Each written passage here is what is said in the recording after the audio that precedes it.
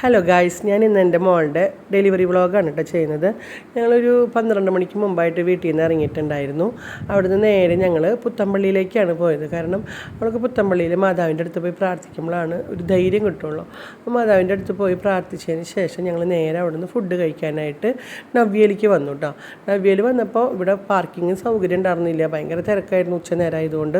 അങ്ങനെ ഞങ്ങൾ നേരെ വണ്ടിയൊക്കെ പാർക്ക് ചെയ്തതിന് ശേഷം ഞങ്ങൾ ഫുഡ് കഴിക്കാൻ കയറി വന്നപ്പോൾ ഇവിടെ സ്പേസ് ഇല്ലാണ്ട് കുറച്ച് നേരം പുറത്ത് നിൽക്കേണ്ടി വന്നു.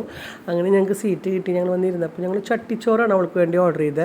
അതുപോലെ പൊറോട്ടയും ചില്ലി ഗോപിയും പിന്നെ എനിക്ക് ബിരിയാണിയാണ് കേട്ടോ.